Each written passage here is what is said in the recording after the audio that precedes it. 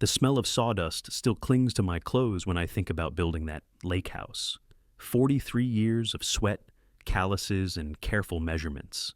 Every board hand-selected, every nail driven with the kind of precision you learn when there's no room for mistakes.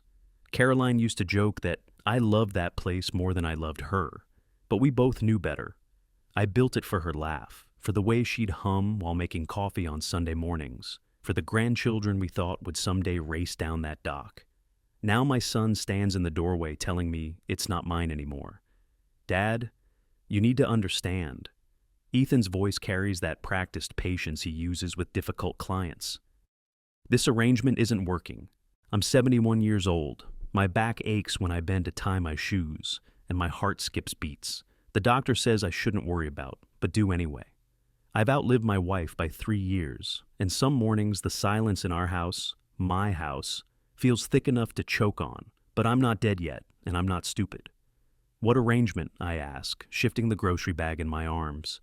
I'd driven up to Clear Lake expecting to spend the weekend like I have every month since Caroline's funeral. Coffee on the dock, maybe some fishing, definitely some remembering. This is my house, son. Madison appears behind him, her blonde hair pulled back in that severe way that makes her look older than 35. She's wearing one of those outfits that cost more than my monthly Social Security check, all clean lines and careful intention. Behind her, I catch glimpses of her parents, Gerald and Patricia Monroe, settled into my living room like they own the place. Actually, Madison says, her voice sweet as antifreeze, we've been discussing this. The house is too much for you to maintain. Look at the gutters. They're practically falling off. And when's the last time you painted the deck? I built those gutters with my own hands. Hung them on a October morning when Caroline was pregnant with Ethan and too tired to help, but too stubborn to stay inside. The deck got fresh stain every spring for 30 years, until arthritis made the brush feel like it weighed 50 pounds. I maintain what needs maintaining, I say. Ethan shifts his weight. He's gotten soft around the middle, the kind of soft that comes from desk jobs and restaurant meals. When he was 12, he could swing a hammer for hours without complaining. Now, he pays people to hang pictures in his suburban colonial. The thing is, Dad, he says, not quite meeting my eyes. Gerald and Patricia need a place. Their lease is up next month, and with the market the way it is, they can find an apartment. This makes more sense. Madison's smile is sharp as a box cutter. Family helping family. You'll be more comfortable back in town anyway. Closer to doctors, grocery stores, people your own age. People my own age, like I'm some doddering fool who needs supervision to cross the street. I look past them into the living room. Gerald has his feet up on the coffee table. Caroline refinished herself, reading my copy of Field and Stream. Patricia is rearranging the throw pillows Caroline made during her last winter, when the cancer was eating her from the inside, but she insisted on keeping her hands busy. And if I say no, Ethan's jaw tightens. Dad, be reasonable. You hardly use this place anymore. I'm here every month. For what? To sit around feeling sorry for yourself? The words land like a slap. Caroline used to say Ethan got mean when he was cornered, even as a boy, push him too hard on homework or chores, and he'd strike out with whatever words he thought would hurt most. I'd hoped marriage would smooth those edges. Instead, it seems to have sharpened them. I come here to remember your mother, I say quietly. Madison makes a sound like she's trying not to laugh. Richard, you can remember her anywhere. But Patricia's arthritis is getting worse, and Gerald's been having chest pains. They need the lake air. Gerald's chest pains apparently are more important than my memories. I set the grocery bag down on the porch steps. Eggs, milk, the good coffee Caroline always insisted on. Bread for the ducks that still come to the dock every morning. Simple things for a simple weekend. Now they feel like evidence of a life I'm no longer allowed to live. So you've decided, I say. We've discussed it, Ethan says, as a family. Family. The word sits wrong in my mouth, like food that's gone bad. I reach for my keys, the ones I've carried for 43 years, the ones that open every door in this house. Ethan's hand closes over mine. We've already changed the locks, Dad. The silence that follows has weight. I can hear the lake lapping against the dock, a mourning dove calling from the pine trees, the distant hum of a boat motor. normal sounds from a world that suddenly feels tilted sideways. "You changed the locks." My voice is steady, which surprises me. "On my house." "It's for the best," Madison says. "Clean break, fresh start." I look at my son, really look at him.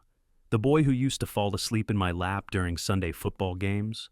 The teenager who borrowed money for gas and forgot to pay it back. The young man who brought Caroline flowers every Mother's Day until he met Madison and suddenly had better things to do. When did he become a stranger? "Get off my property," I say. Ethan blinks. "Dad, all of you, get off my property." Gerald's voice carries from inside. "Is there a problem?" "No problem," I call back, loud enough for the neighbors to hear if they're listening. "Just some people who forgot where they belong." I pick up my grocery bag and walk to my truck. The gravel crunches under my feet with the same sound it's made for 4 decades. I set the groceries in the passenger seat, start the engine, and back out of the driveway slowly, deliberately. In the rearview mirror, I watch them standing on my porch like they've won something.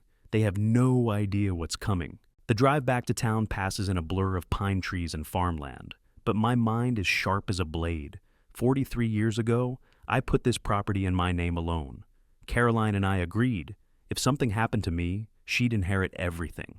If something happened to her, I'd decide what came next. The deed is in my fireproof safe, along with the will, the insurance papers, and the love letters Caroline wrote me during our first year of marriage. Ethan seems to have forgotten that his name appears on exactly none of those documents. By the time I pull into my driveway on Maple Street, the sun is setting behind the Methodist church steeple. The house feels smaller than the Lakehouse, more cramped, but it's paid for, and it's mine. I carry the groceries inside and set them on the kitchen counter next to Caroline's coffee mug, the one with the tiny chip on the handle that I can never bring myself to throw away. I make myself a sandwich I don't want, and sit at the table where Caroline and I shared 37 years of dinners. The silence is different here, not the expectant quiet of the lake, but the settled hush of a life interrupted. Tomorrow, I'll call Marcus Lee. He handled our real estate transactions, our wills, the paperwork when I closed my construction business. He's one of the few lawyers I trust, probably because he bills fairly and doesn't talk more than necessary. Tomorrow, I'll remind my son exactly who owns what. Tonight, I sit in Caroline's chair and think about the difference between kindness and weakness. I've been kind to Ethan his whole life, paid for his college when he couldn't get scholarships, helped with the down payment on his first house, lent him money when his business was struggling, kept my mouth shut when Madison started making decisions for him. Kindness, I'm learning, has limits. I reach for the legal pad Caroline used for grocery lists and start making notes. Property deed, current will, bank statements. The paper trail of a life lived responsibly, saved carefully, planned for the future. Ethan wants to erase me from my own story. My son looked me in the eye and said, "This isn't your house anymore." He had no idea who built it and what I had planned. Word count, approximately 1,400 words, continuing to reach the 1,100 word target. I pour myself a glass of water and walk through the house, checking windows, adjusting the thermostat, performing the small rituals that mark the end of another day. In the bedroom, Caroline's perfume bottles still line the dresser, their contents long evaporated, but the glass still holding the shape of her presence. Her reading glasses sit folded on the nightstand, waiting for a book that will never be finished. Some people think I should have cleaned all this out by now. Moved on, they say, as if grief operates on a schedule, as if love expires after a decent interval. But these things aren't holding me back. They're holding me together. They remind me who I was when I was half of something larger, better than myself. The phone rings as I'm brushing my teeth. Ethan's number. I don't answer. Let him stew in whatever he's feeling, guilt, satisfaction, or the peculiar emptiness that comes after you've burned a bridge you might need later. The machine picks up, and his voice fills the bedroom, tinny and distant. "Dad, look, maybe we got off on the wrong foot today. Call me back. We should talk about this like adults. Adults, like the adults who change my locks without permission, like the adults who move strangers into my house while I was buying groceries." I finish brushing my teeth and turn off the light. In the morning, the coffee tastes bitter no matter how much sugar I add. I sit at the kitchen table with the legal pad, adding to my list Marcus's phone number, the bank's customer service line, the county recorder's office where my deed has been on file since 1981. By 8 o'clock, I'm dressed and ready. The morning is crisp, October bright, the kind of day Caroline loved for taking long drives with the windows down. I can almost hear her voice. Don't let him make you small, Richard. You're bigger than his narrow little world. I drive to Marcus's office in the brick building downtown, the one that survived the urban renewal of the 80s and the downtown revitalization of the 90s. His secretary remembers me, offers coffee I don't want, and ushers me into the office where Marcus has practiced law for 35 years. Richard, he says, standing to shake my hand. What can I do for you? I need to understand my rights, I tell him. My son seems to think he can lock me out of my own property. Marcus sits back down, pulls out a legal pad of his own. Tell me what happened. So I do. Every detail, from the changed locks to Madison's smirk, to the way Gerald's feet looked on my coffee table. Marcus takes notes, asks clarifying questions, and when I finish, he leans back in his chair. They can't do this, he says simply. Your name is on the deed. Your son has no legal claim to that property. Even if they're living there? Even if they are. In fact, what they've done, changing the locks, excluding you from your own property, that's illegal. We could have them arrested for trespassing. The word sits between us like a loaded gun. What would you do? I ask. Marcus taps his pen against the desk. I'd call the sheriff. Today. And I'd make sure your son understands exactly what kind of trouble he's walked into. I nod, feeling something settle in my chest. Not satisfaction exactly. More like recognition, the feeling you get when a difficult problem finally reveals its solution. Comment fair if you want the truth to be revealed. I drive back to Clear Lake with Marcus's business card in my shirt pocket and a copy of my deed in a manila folder on the passenger seat.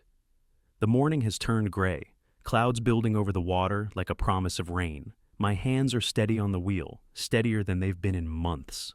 The sheriff's deputy meets me at the BP station 2 miles from the lake. Deputy Collins is younger than Ethan, with the kind of serious face that makes you think he takes his job personally. He examines my documentation with careful attention, comparing the deed to his computer records. Property's definitely yours, Mr. Dalton, he says. Has been since 1981. You want to press charges for illegal exclusion? I consider this. Pressing charges would mean paperwork, court dates, lawyers billing by the hour. It would mean making this public, airing family business in front of strangers. Caroline would have hated that. But Caroline isn't here to be embarrassed. I want them out, I say. Today. Deputy Collins nods. We'll serve notice. If they refuse to leave, we'll arrest them for criminal trespass. I follow his patrol car down the winding road to my house, watching the familiar landmark scroll past. The old Hartley place with its sagging barn, the new development where they cut down 50-year-old oaks to build houses that look like they were ordered from a catalog, the hand-painted sign for Peterson's Bait and Tackle, faded now but still readable. When we pull into my driveway, I can see movement behind the living room windows, Gerald's silhouette pacing back and forth, Patricia's voice shrill with indignation, carrying across the yard, the unmistakable sound of people who've been caught doing something they shouldn't. Ethan appears on the porch before we're out of our vehicles.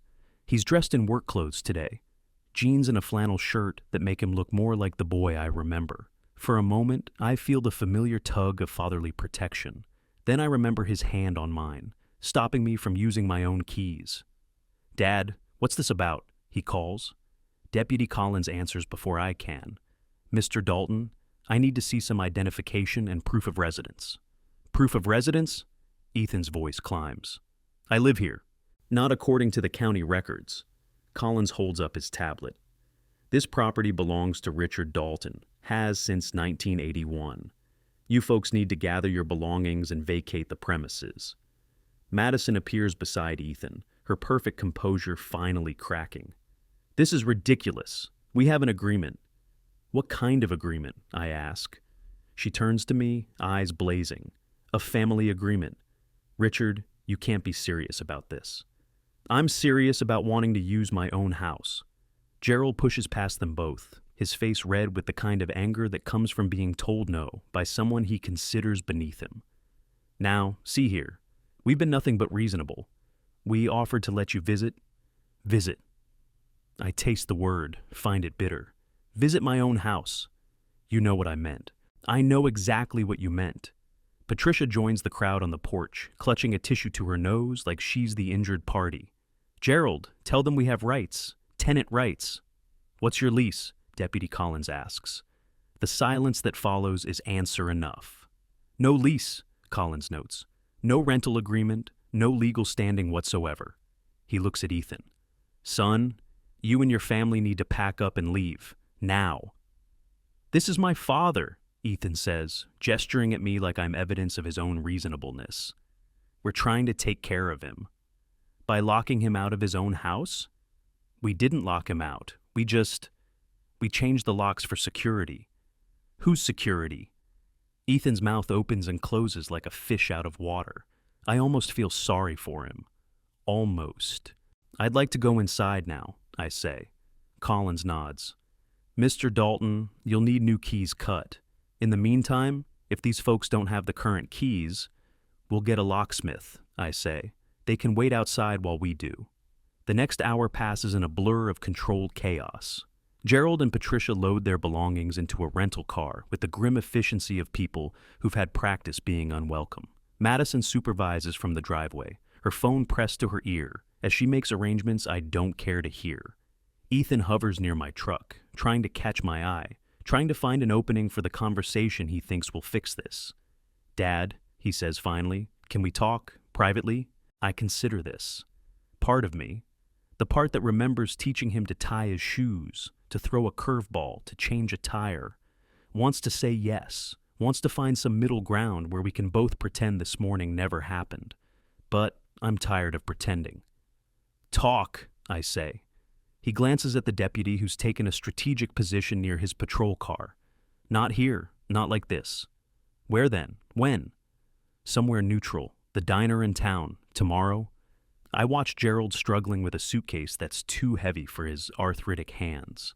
Watch Patricia directing traffic like she's the injured party.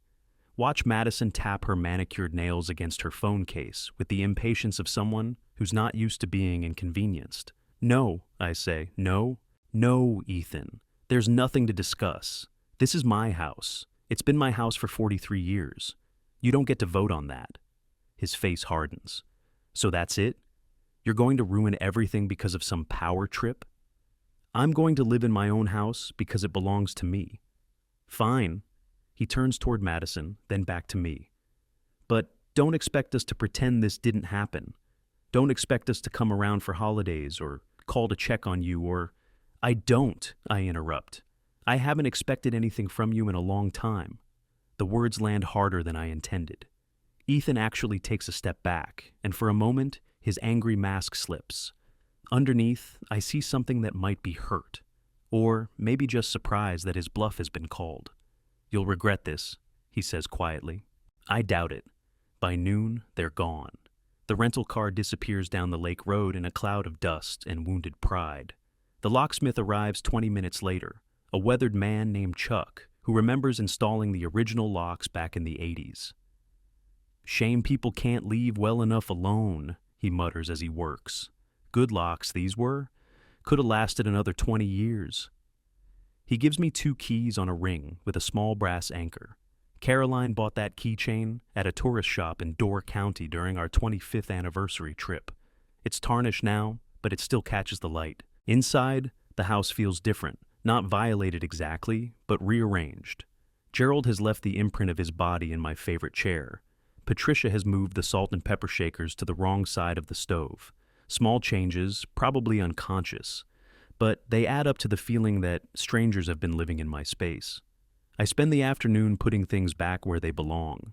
Caroline's throw pillows in the correct corners of the couch, the coffee table books stacked in the order she preferred, the kitchen utensils returned to their proper drawers. It's therapeutic work, this reclaiming. Each adjustment feels like an assertion. This is mine. This is how it's supposed to be. This is how it was when Caroline was alive and the world made sense. As evening approaches, I make myself dinner. Grilled cheese and tomato soup. Comfort food that tastes like childhood. I eat at the kitchen table, Looking out at the lake through windows Caroline washed every spring until arthritis made the reach too painful. The phone rings twice during dinner. Ethan's number both times. I let it go to the machine. Later, as I'm washing dishes, I find a note tucked behind the sugar bowl, Patricia's handwriting, all loops and flourishes. Richard, thank you for letting us stay as long as we did. We hope you'll reconsider this decision. Family should stick together. P&G. I tear it in half and drop it in the trash. Outside, the lake is settling into evening calm. A loon calls from somewhere across the water, its voice wild and lonely. I pour myself a glass of water and sit on the dock, feeling the day's tension ease from my shoulders. This is where Caroline and I used to sit on summer evenings, watching the sunset paint the water gold and red. She'd bring her knitting, and I'd bring whatever book I was pretending to read. We didn't talk much during those times. We didn't need to. Now the dock holds only me, but somehow that feels right. This is my place. These are my memories. This is the life I built with my own hands, and no one, not even my son, gets to take it away. The stars are coming out when I finally go inside. I lock the door with my new key, check the windows, and turn off the lights. In the bedroom, I sit on the edge of the bed and look at Caroline's photograph on the nightstand. What do you think? I ask her image. Did I do the right thing? She smiles back at me with that knowing look she used to get when I asked questions she thought I should be able to answer myself. I think I did do the right thing. For the first time in 3 years, I'm exactly where I'm supposed to be. The days after the lockout pass quietly, but it's not the peaceful quiet I'd hoped for. It's the kind of silence that makes you aware of every sound, the refrigerator's hum, the house settling on its foundation, the distant rumble of trucks on the county highway. At night, lying in the bed Caroline and I shared for 37 years, I find myself listening for footsteps that don't come, voices that don't call my name. Ethan doesn't try to contact me for a week. When he finally does, it's not a phone call but a text message, cold and formal as a business memo. Need to discuss arrangements for holidays. Madison's family expects answers. Madison's family expects answers. Not we miss you, or let's work this out, or even I'm sorry. Just the practical concern of people who need to know whether to set an extra place at Thanksgiving. I delete the message without responding. The second week brings a phone call from Gerald Monroe. His voice is stiff with barely controlled indignation. Richard, I think you should know that Patricia has been quite upset about this whole situation. Her doctor says stress is bad for her arthritis. I'm standing in my kitchen, looking out at the lake where a great blue heron is fishing in the shallows. Caroline always loved watching the herons. She said they had patience most people could learn from. I'm sorry to hear that, I say, and find that I actually mean it. I don't wish pain on Patricia, even if I don't want her living in my house. We found a small apartment in town, Gerald continues. Cramped, expensive, not what we'd hoped for our golden years. I hope you'll be comfortable there. Comfortable? His laugh is sharp. Richard, we're family now. Family helps family. Surely you can see that this situation benefits everyone. Family helps family. The phrase sits wrong in my mouth, like food that's spoiled. Gerald, I say carefully, you're Ethan's family. You're Madison's family. I'm not sure what that makes you to me. It makes us... He trails off, and I can almost hear him realizing that the connection between us is thinner than he'd assumed, that my obligation to him begins and ends with politeness. I hope you find something suitable, I say, and hang up. That afternoon, I drive into town for groceries. The IGA is busy with the usual Saturday crowd. Farmers' wives comparing prices on ground beef. Teenagers counting coins for energy drinks. Retirees like me moving slowly through aisles that seem to get longer every year. At the checkout, Helen Kowalski bags my groceries with the careful attention she's given every customer for 20 years. She's worked this job since her husband died. Proud work that keeps her busy and pays enough to stay independent. "How are you doing out at the lake, Mr. Dalton?" she asks, and something in her tone tells me she's heard about the lockout. In a town this size, news travels faster than gossip, and gossip travels at the speed of light. "Fine," I say. "Quiet." She nods, understanding the weight of that word. Quiet can be good. Quiet can be exactly what a person needs. Driving home, I think about the difference between solitude and loneliness. Solitude is a choice, a deliberate stepping away from the noise of other people's expectations. Loneliness is what happens when the choice gets made for you, when the people you love decide you're not worth the effort anymore. I'm learning to choose solitude. The third week brings an envelope in my mailbox, no return address. Inside is a Christmas card, generic winter scene, probably bought in bulk, with a message in Madison's careful handwriting. We hope you'll reconsider spending the holidays with us. Family traditions matter, especially as we get older. We worry about you being alone. They worry about me being alone. Not they miss me, not they want to see me. They worry, the way you worry about a stray dog that might get hit by a car if you don't bring it inside. I drop the card in the fireplace and watch it burn. November brings the first hard frost, and with it, the annual ritual of closing up the Lakehouse for winter. I drain the pipes, shut off the water, and stack the outdoor furniture in the shed. These are tasks Caroline and I used to do together, her handing me tools, both of us working with the efficiency of long practice. Now I work alone, but the rhythms are the same. There's comfort in that continuity, in doing things the way they've always been done. Some people might call it stubbornness. I call it faithfulness. The phone rings as I'm securing the dock for winter. Ethan's number again. This time I answer. Dad? His voice is tentative, uncertain. I wasn't sure you'd pick up. I'm here. How are you doing? I mean, really doing? I look out at the lake, gray now under November clouds. A family of ducks is making its way toward the reeds, probably the last I'll see before they head south for winter. I'm fine, Ethan. Good. That's good. He pauses, and I can hear voices in the background. Madison, probably, and maybe her parents. A family conference about the stubborn old man who won't do what he's told. Dad, I've been thinking about what happened, about the house. What about it? Maybe we could work something out, some kind of arrangement where everyone's happy. I'm already happy. You know what I mean, where you could still use the house, but Gerald and Patricia could stay there too. It's big enough for everyone. I set down the dock rope I'm coiling and lean against the pier post. Ethan, how big is your house? My house? I don't know, 2,400 square feet maybe. And you live there with Madison? Yes. Just the two of you. Yes, but how would you feel if I decided to move in with you? Brought my furniture, rearranged your kitchen, changed your television channels? Silence. Then, that's different. How? It just is. You're being unreasonable. Unreasonable. The word hangs between us like a bridge I'm not willing to cross. Ethan, I say, this conversation is over. Dad, wait. I hang up. That evening, I build a fire in the fireplace and sit in Caroline's chair with a book I'm not really reading. The flames dance and crackle, throwing shadows on the walls where our wedding pictures hang. 47 years of marriage condensed into a dozen photographs. Our young faces at the altar. Vacation snapshots from places we saved all year to visit. Family portraits that track Ethan's growth from baby to boy to man. In the earliest pictures, Ethan's eyes are bright with trust. He's looking at me like I'm the answer to every question, the solution to every problem. When did that change?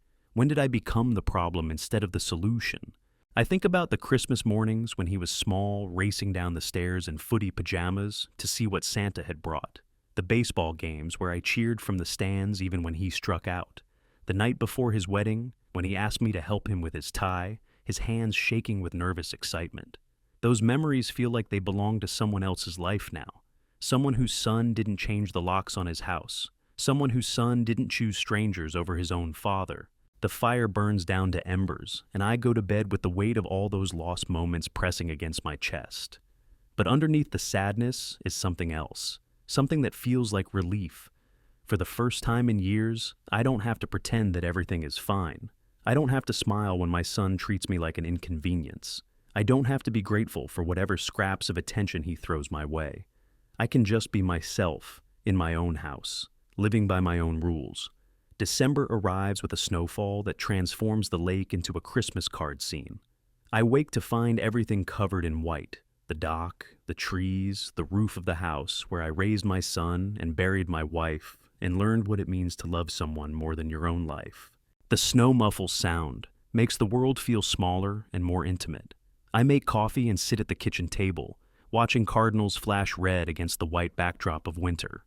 Caroline always said cardinals were messengers from heaven, though she never specified what message they were supposed to bring.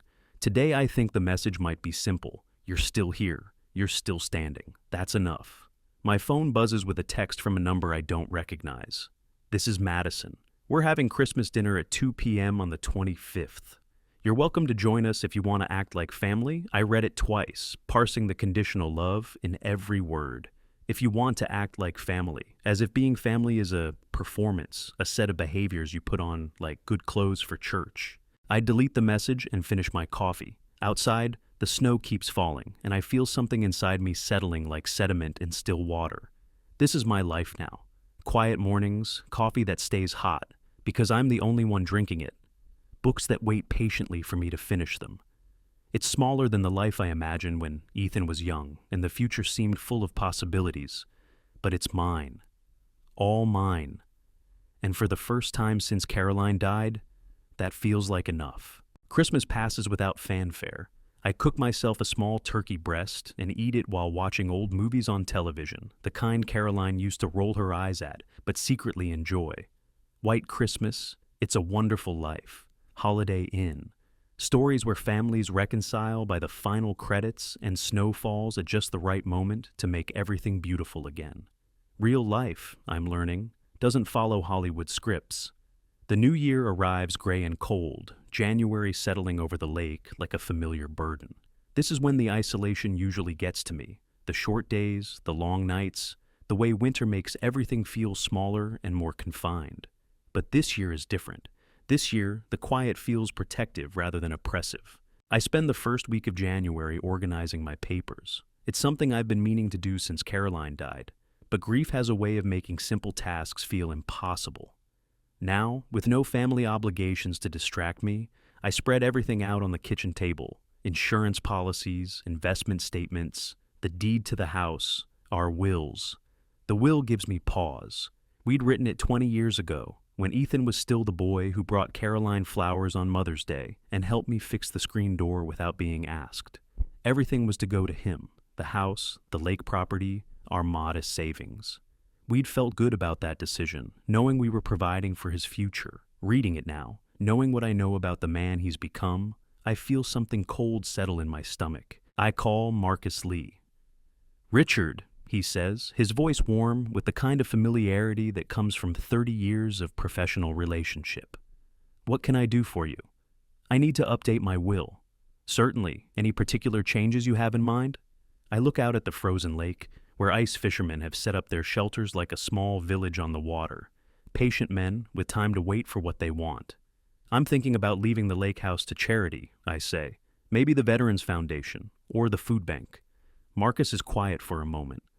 "That's a significant change, Richard. Are you sure about this?" "I'm thinking about it." "What about Ethan?" "What about him?" Another pause. "Richard, if you don't mind me saying, family disputes often cool down with time. You might want to consider a revision that gives you flexibility, maybe a trust that allows you to change beneficiaries later if circumstances change." I appreciate Marcus's diplomacy, but I know what he's really saying. Don't make permanent decisions based on temporary anger. The problem is, this doesn't feel temporary anymore. "Set up a meeting," I tell him. "Let me understand my options." After we hang up, I make myself a sandwich and think about legacy. For 20 years, I'd assumed my legacy would be the house, the property, the tangible things Caroline and I had built together. I'd imagined Ethan bringing his own children here someday, teaching them to fish from the same dock where I'd taught him. But legacy isn't just what you leave behind, it's what you stand for while you're still here. That afternoon, I drive to the library in town. The head librarian, Mrs. Patterson, has been there since before Ethan was born. She remembers him as a gap-toothed 7-year-old checking out books about dinosaurs. "Mr. Dalton," she says when I approach the reference desk. "How nice to see you. Are you looking for anything in particular?" "Information about charitable giving," I say. "Tax implications, legal requirements, that sort of thing." She leads me to a computer terminal and shows me how to access the database. I spend 2 hours reading about donor rights, charitable deductions, and estate planning strategies. The information is dry, technical, but underneath all the legal language is something that appeals to me. The idea that a person can choose exactly where their life's work goes after they're gone. Driving home, I think about the different organizations that might benefit from a Lakehouse donation. The Veterans Foundation runs a retreat program for soldiers dealing with PTSD. The food bank needs a conference center for volunteer training. The Literacy Council has been looking for a quiet place where adults learning to read can practice without embarrassment. All better purposes than providing free housing for Gerald and Patricia Monroe. The thought of Ethan's reaction gives me a moment's pause. He'll be angry, certainly, hurt, probably. He might never speak to me again. Then I remember the feeling of trying my own key in my own lock and finding it wouldn't turn. Some betrayals change the shape of everything that comes after. That evening, I sit down with a legal pad, the old-fashioned kind Caroline always used for her grocery lists, and start making notes. Not about what I want to take away from Ethan, but about what I want to give to people who might actually appreciate it. The Lakehouse could serve 50 people for weekend retreats. The dock could host fishing programs for underprivileged kids. The kitchen could feed volunteer groups working on community projects. The bedrooms could provide quiet space for people who need to get away from the noise of their regular lives. I'm not destroying Ethan's inheritance. I'm redirecting it toward its best use. The phone rings as I'm finishing my notes. Unknown number, but the area code is local. Mr. Dalton? A woman's voice, hesitant. This is Janet Morrison from First National Bank. I hope I'm not calling too late. Janet handled our mortgage back in the 80s, helped us refinance when interest rates dropped. She's one of those small-town professionals who remembers her customers' names and asks about their families. Not too late at all, Janet. What can I do for you? Well, this is a bit awkward, but I received a call today from someone claiming to be your son. He was asking about your account information, trying to verify your capacity to make financial decisions. The words hit me like cold water. What kind of questions? Whether you'd been showing signs of confusion, memory problems, that sort of thing. He seemed to think you might need help managing your affairs. I close my eyes and count to 10. What did you tell him? That I couldn't discuss your accounts with anyone but you, regardless of family relationship. But Mr. Dalton, I have to say, he was quite persistent, almost as if he expected me to share confidential information. I appreciate you calling, Janet. There's one more thing. He mentioned something about you making rash decisions about property transfers, said the family was concerned. I looked down at my legal pad, at the notes about charitable giving and community benefit. Rash decisions. Janet, I want to make something very clear. I am of sound mind. I am not suffering from any cognitive impairment, and any decisions I make about my property are mine to make. If anyone calls again claiming otherwise, I'd appreciate it if you'd refer them to my attorney. Of course. And Mr. Dalton, for what it's worth, you sound exactly like yourself to me. After we hang up, I sit in the dark for a long time, thinking about the conversation. Ethan isn't just angry about losing access to the Lakehouse. He's positioning himself as the concerned son, the responsible adult who needs to protect his declining father from his own poor judgment. It's a clever strategy. In a town this size, reputation matters. If enough people start thinking of me as a confused old man making bad decisions, it becomes harder to do anything at all. Banks get cautious, lawyers ask extra questions, simple transactions become complicated. But Ethan has made one crucial mistake. He started his campaign too early. I'm not making rash decisions yet. I'm just thinking about them. The difference matters. I call Marcus again, even though it's after hours. Richard, is everything all right? I want to move faster on the will revision, and I want to add something else, a competency evaluation, medical and psychological. I want it on record that I'm making these decisions with a clear mind. That's thorough. Any particular reason for the urgency? I tell him about Janet's call. When I finish, Marcus is quiet for a long moment. Richard, this sounds like someone laying groundwork for a competency challenge. If your son is questioning your mental state publicly, he might be preparing to contest any changes you make to your estate. Can he do that? He can try. Adult children challenge their parents' wills all the time, especially when they feel they've been unfairly disinherited. But if we document your competency thoroughly, and if we can show that your decisions are rational and well-considered, we make it much harder for him to succeed. How thorough are we talking? Full medical evaluation, cognitive testing, psychiatric assessment, multiple professionals, multiple dates, so no one can claim you were having a bad day. It's not cheap and it's not quick, but it's bulletproof. I think about the cost, both financial and emotional. About sitting in doctors' offices answering questions designed to determine whether I'm still capable of running my own life. About the indignity of having to prove my sanity to protect myself from my own son. Set it up, I say. All of it, and Marcus, I want everything documented. Every conversation, every decision, every step of the process. If Ethan wants to question my judgment, I want to be ready with answers. That night, I sleep better than I have in weeks. Not because the situation has improved, but because I finally have a plan. For 3 months, I've been reacting. To Ethan's betrayal, to the lockout, to the steady erosion of what I thought was an unbreakable bond. Now, I'm acting. Tomorrow, I'll start building the case for my own competency. I'll gather the medical evidence that proves I'm thinking clearly. I'll document every conversation, every decision, every rational step in a process that Ethan will later claim was irrational. And when I'm done, when every I is dotted and every T is crossed, I'll make sure the Lakehouse goes to people who will appreciate what it really is. Not just a piece of property, but a sanctuary.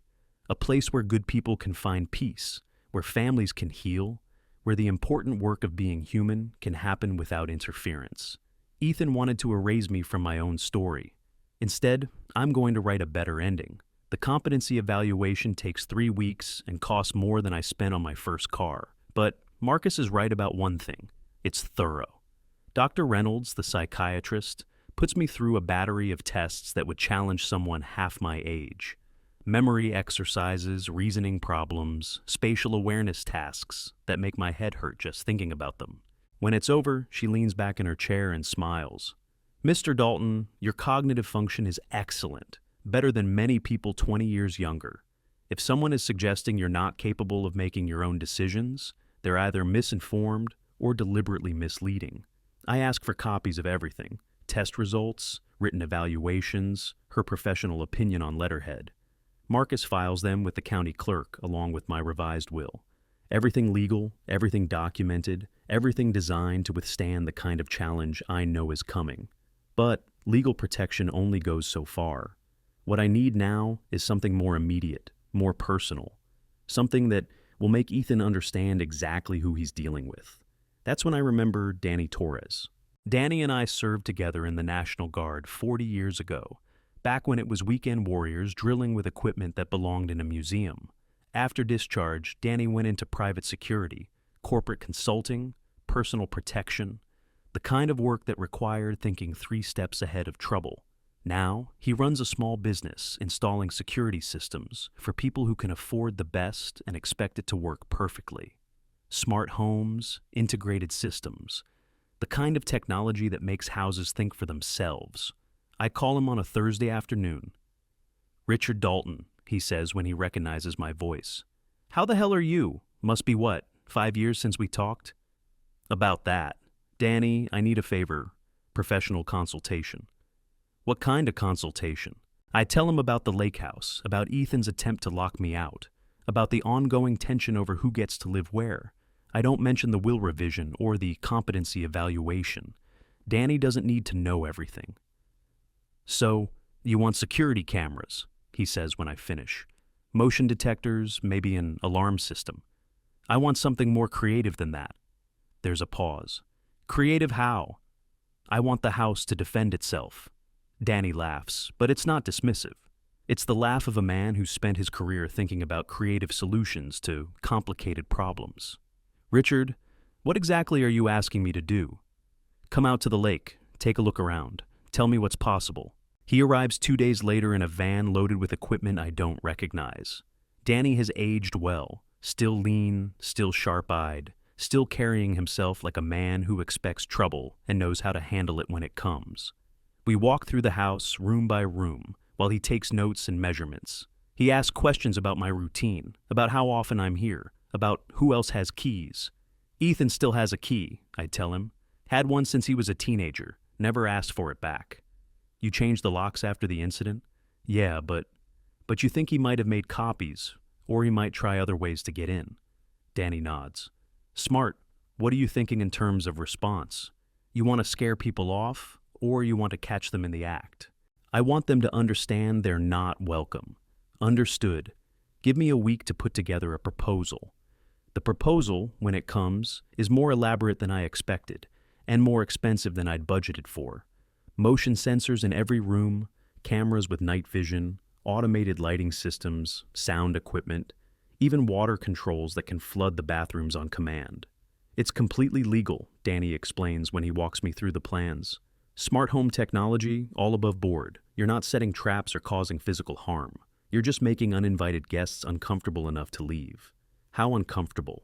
Lights that strobe when motion is detected. Sounds that suggest the house isn't empty. Footsteps, voices, doors closing. Water that runs at full pressure in multiple locations simultaneously. Nothing dangerous, just unsettling. I think about Ethan walking into what he thinks is his space and finding it transformed into something that actively resists his presence. How long to install? 3 days if I bring a crew, 1 week if it's just me. Just you. I don't want this getting around town. Danny grins. Paranoid in your old age, Richard? Cautious, I correct. There's a difference. He starts the installation on a Monday morning, when the lake is quiet and the tourists are gone for the season. I watch him work with the fascination of someone who still thinks of technology as something that might surprise you. Tiny cameras that look like smoke detectors, motion sensors no bigger than light switches, speakers hidden behind wall plates and inside heating vents. The beauty of modern systems, Danny explains as he programs the central control unit, is that they can think for themselves. You don't have to be here to activate anything. The sensors detect movement, the computer processes the pattern, and the response is automatic. What if I'm the one triggering it? Your phone becomes the override. As long as you're carrying it, the system knows you belong here. Anyone else gets the full treatment. By Wednesday afternoon, the installation is complete. Danny shows me how to monitor everything from my phone, how to adjust sensitivity levels, how to manually trigger specific responses if needed.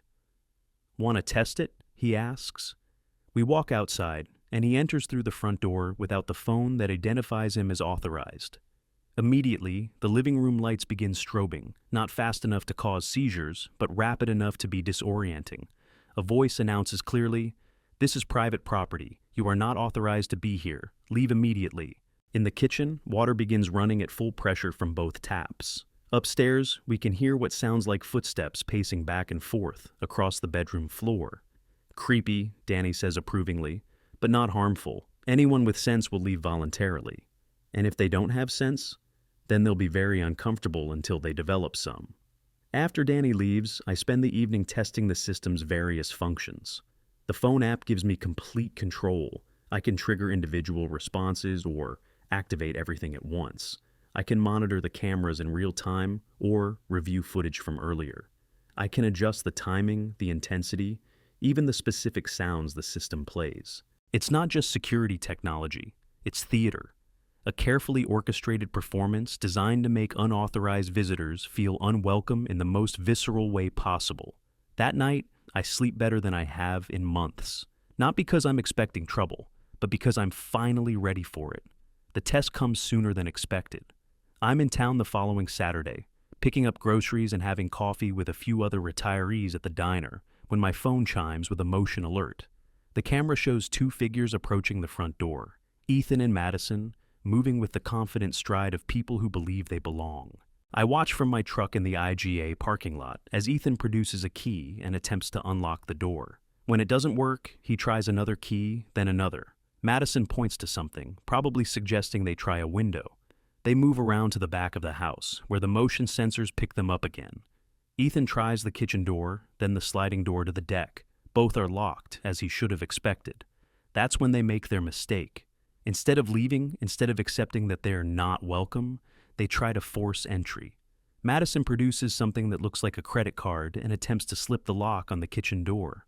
I activate the system with a single tap on my phone. Even from 5 miles away, watching through the tiny camera feed, the effect is dramatic. The kitchen explodes with strobing lights and the sound of rushing water. The voice announcement echoes clearly. Unauthorized entry detected. Police have been notified. Leave immediately. I watch Ethan jump backward, nearly colliding with Madison. They both look around wildly, trying to understand what's happening. The kitchen faucet is running at full pressure. The dishwasher is cycling noisily. And upstairs, the sound of footsteps is clearly audible. Madison grabs Ethan's arm and pulls him toward their car. They're in such a hurry to leave that Ethan drops his keys in the driveway. He has to go back for them while the house continues its automated protest behind him. They're gone in less than 2 minutes. I sit in my truck, watching the camera feed return to normal, and feel something that might be satisfaction. Not revenge exactly, more like justice. The sweet confirmation that actions have consequences, even for adult children who think they can take whatever they want. My phone rings 20 minutes later. Ethan.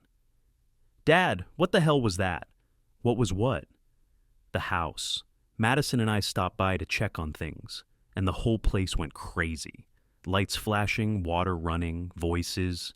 It was like something out of a horror movie. Sounds like a malfunction. These old houses, you know, electrical problems. That wasn't an electrical problem. That was deliberate. If you say so. Dad, this is serious. We're family.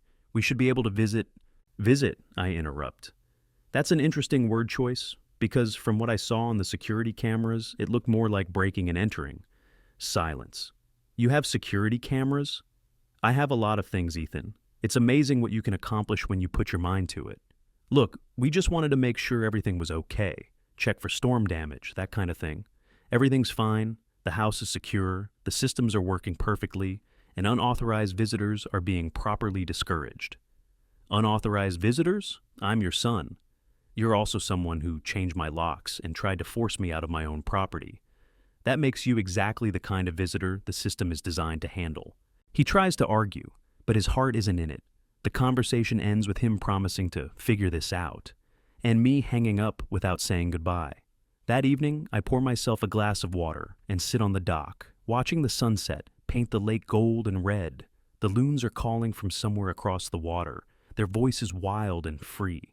For the first time since Caroline died, I feel like I'm exactly where I'm supposed to be. In my own house, on my own property, protected by systems that respond to my commands and my commands alone.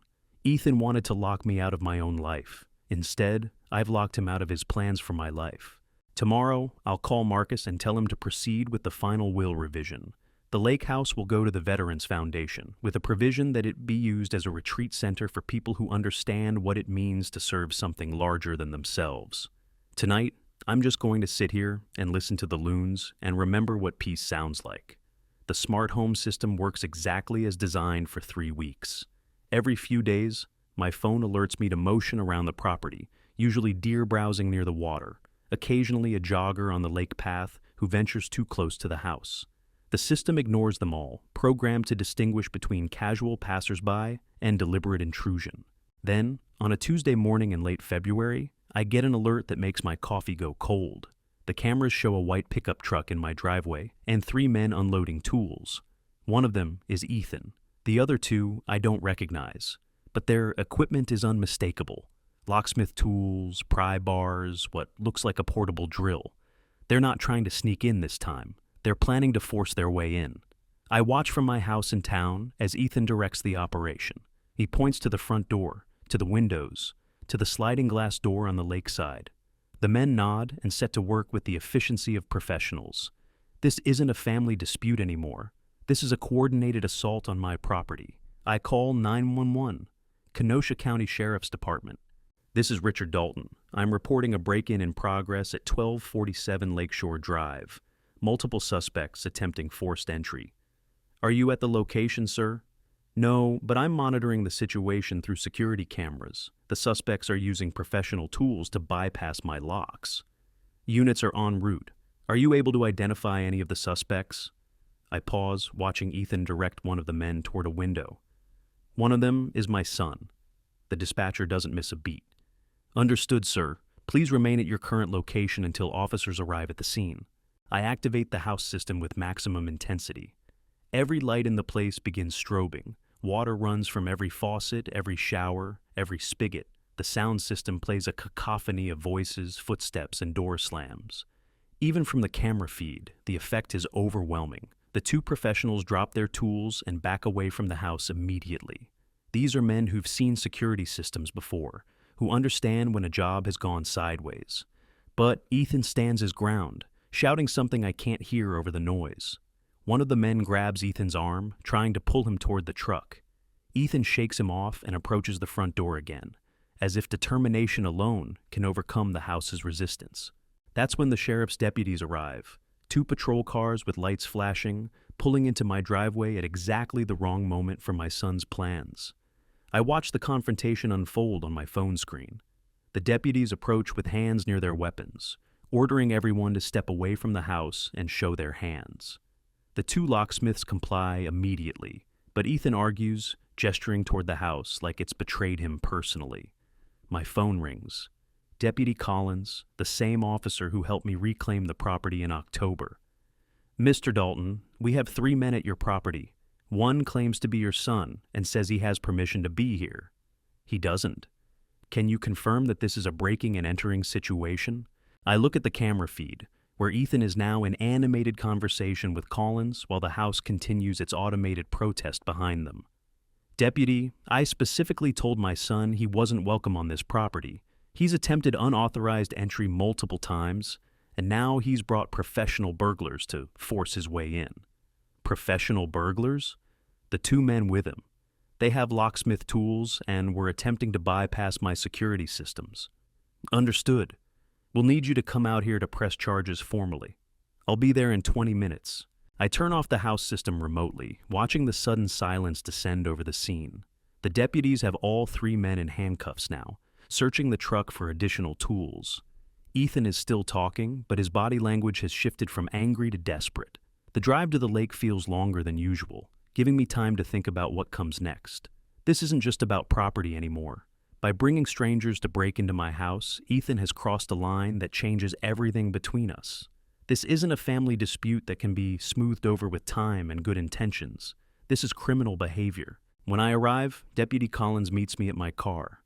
"Mr. Dalton, we found professional locksmith equipment, pry bars, and what appears to be a device for bypassing electronic security systems. Your son hired these men to gain access to your property. What are the charges? Breaking and entering, criminal trespass, possession of burglary tools, possibly conspiracy, depending on how the prosecutor wants to handle it." I look past him to where Ethan sits in the back of a patrol car, no longer the confident businessman who changed my locks. He looks smaller now, diminished by the weight of his choices. "I want to press charges," I say. "Against all 3? "Against all 3. Collins nods and makes notes on his clipboard. "We'll need a formal statement. And, Mr. Dalton, given the family relationship, this is going to generate some attention. You sure you want to go through with this?" I think about Caroline, about the way she used to worry that Ethan would never learn to face consequences for his actions, about the boy who broke the neighbor's window and denied it even with the baseball still in his hand, about the man who thought he could take my house simply because he wanted it. I'm sure. The paperwork takes an hour. Statement forms, evidence documentation, a request for a restraining order that will legally bar Ethan from coming within 500 feet of either my property. Collins is thorough, professional, treating this like any other breaking and entering case, which is exactly what it is. When we finish, I walk to the patrol car where Ethan is waiting. Collins opens the door so we can talk. "Dad," Ethan says immediately, "this is a misunderstanding. I was just trying to check on the house, make sure the pipes didn't freeze." "With professional burglars. They're locksmiths. I hired them to make sure you hadn't locked yourself out accidentally." "I'm not locked out, Ethan. You are." He stares at me for a long moment, and I see something shift in his expression. The last pretense of concern for my welfare falls away, replaced by something uglier. "You're really going to do this? Have your own son arrested?" "I'm going to protect my property from people who think they can take it by force." "Fine." His voice is cold now, all the false warmth finally gone. "But don't expect this to be the end of it. I'm not giving up just because you've gotten paranoid in your old age." "Paranoid?" I lean closer to the car window. "Ethan, you just brought criminals to break into my house. If anyone's paranoid here, it's not me." Collins closes the car door and signals to his partner. The patrol cars pull away, taking my son to the county jail for booking and processing. I stand in my driveway for a long time after they're gone, looking at the house that started all this trouble. It sits quiet now, secure behind its new locks and smart systems, exactly as it should be. My phone buzzes with a text message from Madison. "What have you done?" I delete it without responding. That evening I call Marcus to update him on the arrest. He listens without comment until I finish, then lets out a low whistle. "Richard, this changes everything. A criminal conviction would make it very difficult for Ethan to challenge your competency or contest your will.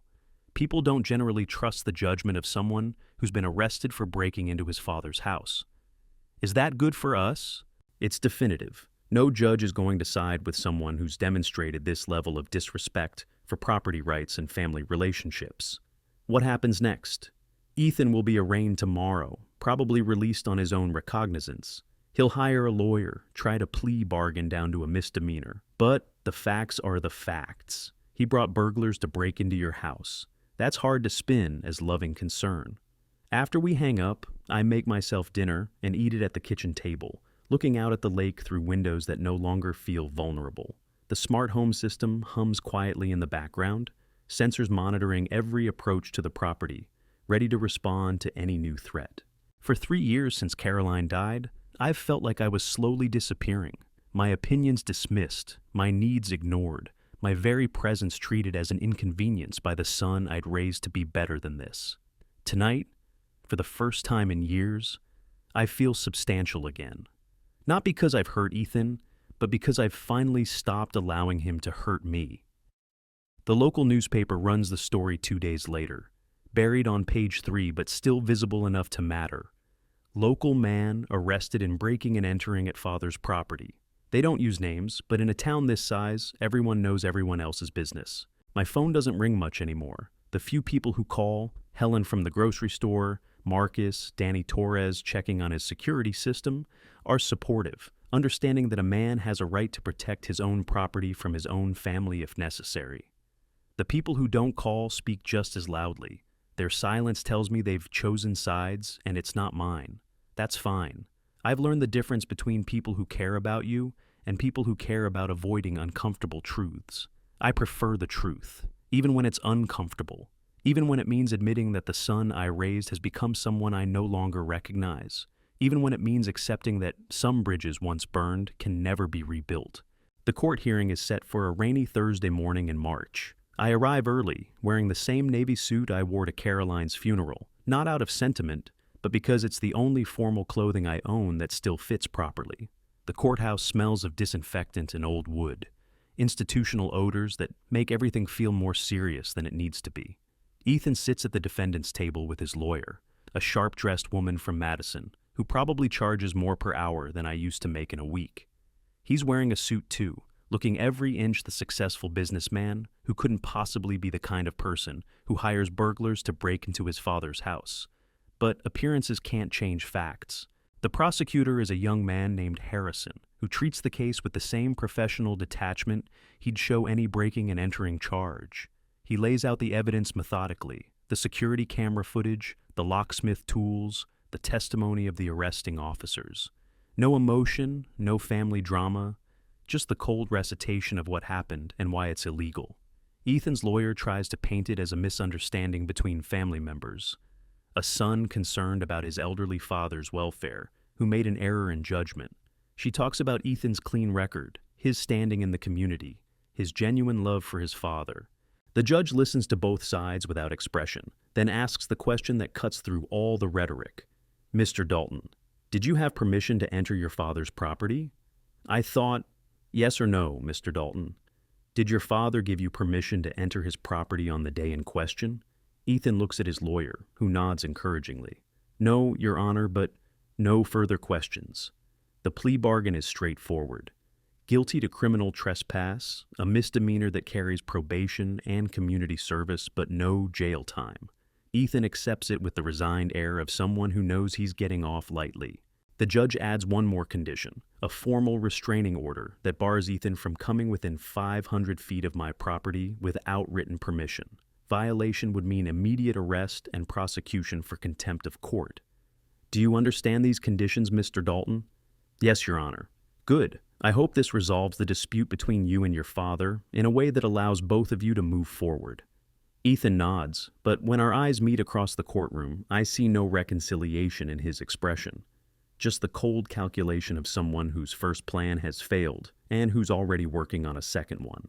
Outside the courthouse, I'm approached by a woman I don't recognize.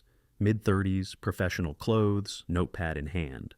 Mr. Dalton, I'm Jennifer Walsh from the County Herald. I was wondering if you'd like to comment on today's proceedings. No comment.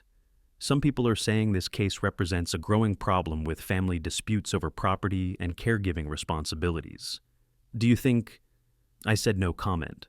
I walk to my truck and drive home, leaving the reporter standing in the courthouse parking lot with her unanswered questions.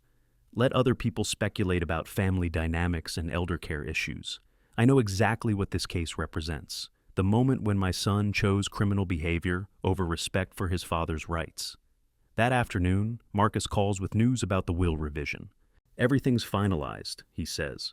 The Lakehouse goes to the Veterans Foundation upon your death, with provisions for them to use it as a retreat center.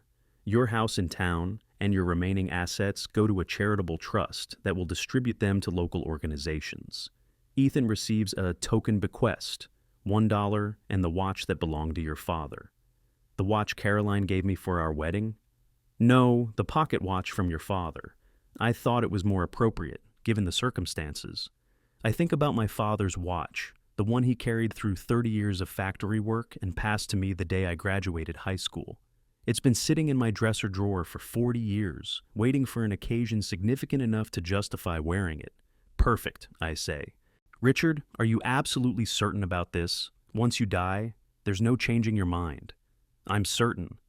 And you understand that Ethan will almost certainly contest the will? Let him try. After today, I don't think any judge will be sympathetic to his claims about my mental capacity. That evening, I drive out to the lake for the first time since the break-in attempt. The house welcomes me with its familiar quiet, the smart home system recognizing my phone and disarming itself as I approach. Inside, everything is exactly as I left it. No signs of forced entry. No evidence that strangers have been here uninvited. I make myself dinner and eat it on the deck, watching the last light fade from the sky. The loons are back from their winter migration, their calls echoing across the water, like voices from another world. Caroline always said loons sounded like they were laughing at secrets the rest of us couldn't understand. Tonight, I think I understand the secret. The freedom that comes from finally letting go of things that were never yours to control. My phone buzzes with a text message from an unknown number. This isn't over. You'll regret what you've done. I screenshot the message and forward it to Marcus, then block the number. Let Ethan rage from whatever distance the restraining order requires. Let him plot and scheme and threaten all he wants. He's already shown the world exactly who he is. The next few weeks pass quietly. I settle into a routine that feels sustainable for the first time since Caroline died. Weekdays in town, weekends at the lake, simple pleasures like morning coffee and evening news that don't require anyone else's permission or approval. The smart home system logs occasional motion alerts, mostly wildlife, and the occasional jogger, but nothing that requires my attention. Danny's technology works exactly as promised, providing security without paranoia, protection without isolation. In early April, I receive a call from the Veterans Foundation. Mr. Dalton, this is Sarah Chen, Executive Director of the Veterans Foundation. I understand you're considering a bequest to our organization. That's correct. We're incredibly grateful, of course. I was wondering if we might arrange a visit to the property, just to understand how we might best honor your intentions. I arranged to meet her the following Saturday. Sarah turns out to be a woman in her 40s, with the kind of competent energy that makes large organizations run smoothly. She walks through the house with obvious appreciation, taking notes about room layouts and potential uses. This would be perfect for our PTSD retreat program, she says, standing on the deck and looking out at the water. Quiet, isolated, peaceful. Exactly what our veterans need. That's what my wife and I always loved about it, the peace. Tell me about her. So I do. About Caroline's laugh, about the way she'd hum while gardening, about her insistence that every room should have something beautiful to look at. Sarah listens with the attention of someone who understands that buildings are more than just structures. They're repositories of memory, containers for the best parts of human experience. We'll take good care of it, she promises before leaving, and we'll make sure it continues to be a place where people can heal. That night, I sit on the dock with a cup of coffee, thinking about legacy and purpose and the difference between inheritance and stewardship. Ethan wanted to inherit this place as a reward for being my son. The Veterans Foundation will steward it as a responsibility to people who've served something larger than themselves. The distinction matters. My phone rings as I'm getting ready for bed. Marcus's number. "Richard, I just got a call from Ethan's lawyer. They want to meet." "About what?" She wouldn't say specifically, but reading between the lines, I think they want to negotiate. Maybe offer some kind of reconciliation in exchange for reversing the will changes. "What did you tell her?" "That I'd discuss it with my client." "What do you want me to tell her?" I look around the house Caroline and I built together, at the furniture we chose, the photographs we hung, the life we created from nothing but love and determination. I think about the Veterans Foundation, about wounded soldiers finding peace in this same quiet, about purposes larger than family disputes and property claims. "Tell her no," I say. "No negotiation at all? No negotiation, no meeting, no reconciliation. Ethan made his choices, and I've made mine." Marcus is quiet for a moment. "Richard, are you sure? Once you close this door, it's very difficult to open again." "I'm not closing the door, Marcus. Ethan closed it when he brought burglars to break into my house. I'm just finally accepting that it's closed." After we hang up, I pour myself a glass of water and sit in Caroline's chair, looking at her photograph on the mantel. She's smiling in that way she had when she was particularly pleased about something, not smug, but quietly satisfied. "What do you think?" I ask her image. "Did I do the right thing?" The photograph doesn't answer, but somehow I feel like it does. Caroline always believed that actions should have consequences, that people needed to be held accountable for their choices. She would have understood that love without boundaries isn't love at all. It's enabling. I finish my water and go to bed, sleeping more peacefully than I have in years. Outside, the loons call across the dark water, their voices wild and free and utterly uncompromising. Tomorrow, I'll start planning my actual future instead of just protecting myself from Ethan's version of it. I'll think about how to spend the time I have left, about what matters and what doesn't, about the difference between being alone and being lonely. Tonight, I'm exactly where I belong, in a house that recognizes my voice and responds to my commands, surrounded by memories that belong to me and no one else. My son thought he could erase me from my own story. Instead, I've written him out of mine. Summer arrives early at Clear Lake, bringing with it the kind of weather Caroline used to call postcard perfect. Blue skies, gentle breezes, water so still it mirrors the clouds like polished glass. I spend most of June at the Lakehouse, falling into rhythms that feel both familiar and new. Morning coffee on the dock, afternoon reading in the shade of the oak tree Caroline planted 30 years ago, evening walks along the shore where great blue herons fish in the shallows.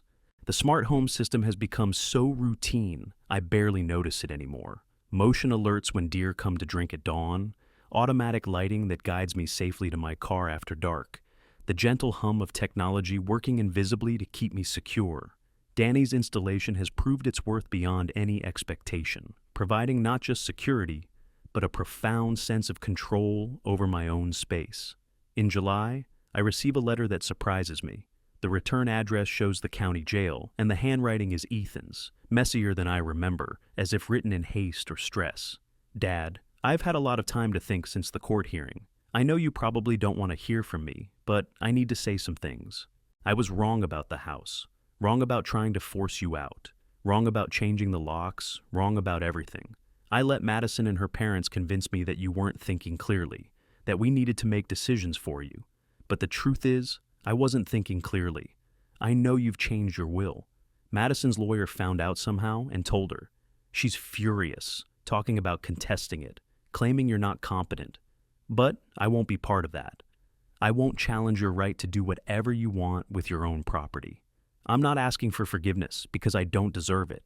I'm not asking you to change the will because that's your choice to make. I'm just asking you to know that I remember who you used to be to me, and I'm sorry I forgot. Your son, Ethan." I read the letter twice, then set it on the kitchen table and pour myself another cup of coffee.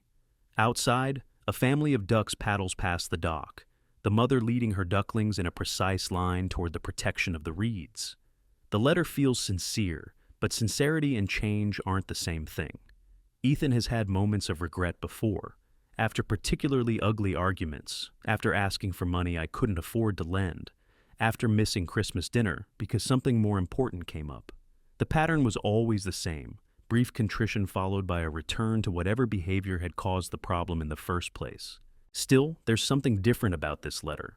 Maybe it's the admission that he won't contest the will. Maybe it's the acknowledgement that his actions were wrong, not just misguided. Or maybe it's simply that he wrote it from jail, where the consequences of his choices were impossible to ignore. I fold the letter and put it in the drawer with Caroline's reading glasses and the spare keys to her car. Not throwing it away, but not putting it where I'll see it every day either. Some things need time to age before you can tell whether they're worth keeping. That afternoon, Sarah Chen from the Veterans Foundation calls to update me on their retreat program planning. "We've had preliminary discussions with the county about zoning approvals," she says. "Everything looks straightforward. The property is already zoned for multifamily use, so we won't need variances." "Good. When would you want to take possession?" "Well, that's entirely up to you, Mr. Dalton. The bequest doesn't take effect until you're no longer with us. But if you ever wanted to transfer ownership earlier, we'd be honored to work with you on that." I look around the living room, where Caroline and I hosted Christmas mornings and birthday parties and ordinary Tuesday evenings that seemed unremarkable at the time, but now feel precious beyond measure. "Not yet," I say, "but it's good to know the option exists." August brings unexpected visitors. I'm replacing a loose board on the dock when a car pulls into the driveway. Not Ethan's SUV, but a modest sedan I don't recognize. A woman gets out, mid-40s, wearing jeans and a t-shirt that suggests she's not here on business. "Mr. Dalton," she calls. "I'm Lisa Morrison. I think you know my mother, Janet from the bank." I set down my hammer and walk up from the dock. Lisa has her mother's kind eyes and practical manner, the bearing of someone who's learned to solve problems without creating drama. "Lisa, of course. How's your mother doing?" "She's fine, thanks. Actually, she's the reason I'm here. She mentioned you might be interested in finding someone to help with maintenance around the property. I run a small landscaping business, and I'm always looking for steady work." I hadn't mentioned needing help to Janet, but then again, Janet has been watching over my finances for 20 years. She probably noticed that I haven't been paying for lawn service or handyman work. Might have correctly guessed that I was doing everything myself. "What kind of maintenance?" "Whatever you need. Lawn care, garden work, minor repairs. I'm handy with tools, and I understand the value of doing things right the first time." We spend an hour walking the property while Lisa takes notes about what needs attention. The gutters could use cleaning, the deck needs fresh stain, and Caroline's flower beds have become overgrown without her careful tending. Nothing urgent, but the kind of accumulated neglect that happens when a property is maintained by one aging man instead of two capable adults. "I could start with the gardens," Lisa suggests. "Your wife had excellent taste in plants. It would be a shame to let them get completely wild." "You knew Caroline?" "Not well, but I remember her from the garden club meetings. She always had the most beautiful arrangements. We agree on a schedule, 1 day a week, reasonable rates, work that honors Caroline's vision without trying to improve on it." After Lisa leaves, I sit on the dock and think about the slow process of accepting help without surrendering control. There's a difference between needing assistance and needing supervision, between getting older and becoming helpless. Lisa represents the first kind of help, the kind that preserves dignity while acknowledging limitations. September arrives with the first hint of autumn in the air, that particular crispness that makes you think of apple cider and wood smoke, and the satisfaction that comes with surviving another summer. Lisa has worked her magic on Caroline's gardens, bringing them back to something approaching their former glory. Not exactly as Caroline left them, that would be impossible, but respectful of her design and intentions. I'm reading on the deck when my phone rings. Marcus. "Richard, I have some news. Ethan's divorce has been finalized." "Divorce?" "Madison filed in August. Irreconcilable differences, though, from what I hear, she's been telling people it's because of the criminal conviction and the financial instability that followed. I think about Madison's perfect composure, her calculated sweetness, her certainty that she could manipulate any situation to her advantage. Apparently, she'd calculated wrong about the cost of supporting a husband who'd been arrested for breaking into his father's house. What about property division? Their house is underwater on the mortgage. Madison kept her car and her personal belongings. Ethan kept his debts and his criminal record. Where is he living? Small apartment across town. He's working construction again, trying to rebuild his credit and his reputation. Construction. The work I'd done for 40 years. The trade I'd tried to teach him when he was young, but convinced he was destined for something better. Sometimes the circle completes itself in ways you don't expect. Has he contacted you about the will? No, and his lawyer says he won't. Whatever he wrote in that letter, he seems to mean it. That evening, I make myself dinner and eat it while watching the sunset, paint the lake gold and red. The loons are calling again, their voices wild and free, and for the first time in years, I feel something that might be contentment. Not happiness exactly.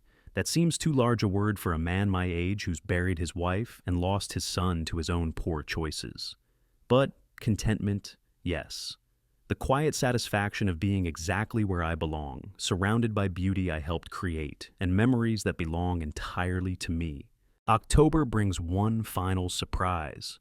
I'm closing up the Lakehouse for winter when a truck pulls into the driveway. Not Ethan's truck, but one I recognize from 30 years of construction sites. Battered, reliable, loaded with tools that show honest wear. Ethan gets out slowly, moving with the careful deliberation of someone who's learned not to make sudden movements around his father's property. He's wearing work clothes, jeans, flannel shirt, boots that have seen actual labor, and he looks thinner than I remember, not unhealthy, but leaner, as if physical work has burned away some of the softness that comes with desk jobs and restaurant meals. "Dad," he says when he's close enough to talk without shouting. "I know I'm not supposed to be here. The restraining order expires next month," I finish. "But yes, you're technically in violation.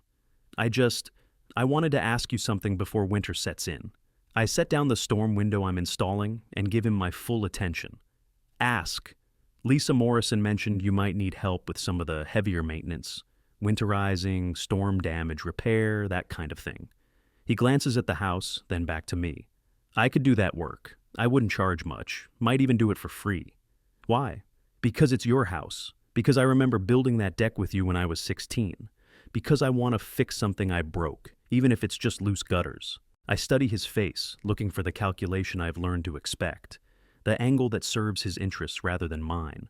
But all I see is a middle-aged man who looks tired and maybe a little lost. "I'll think about it," I say.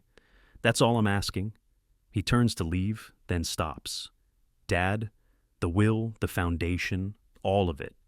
I think it's good. What you're doing. Mom would be proud." He drives away before I can respond, leaving me standing in my driveway with a storm window in my hands and more questions than answers in my head. That night, I call Sarah Chen and tell her I'm ready to begin the transfer process. "Are you sure?" she asks. "There's no hurry from our perspective." "I'm sure. I want to see what you do with the place while I'm still around to enjoy it." We schedule the paperwork for the following week. The house will transfer to the Veterans Foundation with a provision that I can continue using it until my death, essentially making me the caretaker of my own former property. It feels right. More than right. It feels like the ending Caroline would have written if she'd been here to help me figure it out. I pour myself a glass of water and sit in her chair, looking at her photograph on the mantel. She's smiling in that way she had when she was particularly pleased about something. "What do you think?" I ask her image. "Did we get it right?" The photograph doesn't answer, but somehow I know we did. We built something beautiful together, and now it will continue to be beautiful for people who need beauty in their lives. Outside, the October wind stirs the surface of Clear Lake, sending ripples across water that has reflected 43 years of my life. Tomorrow, I'll finish winterizing the house and return to town for the cold months ahead. But tonight, I'm exactly where I've always belonged, in a place built with love, protected by my own devices, and finally permanently mine to give away as I see fit. In your opinion, is the character in the story right or wrong? Share your opinion below.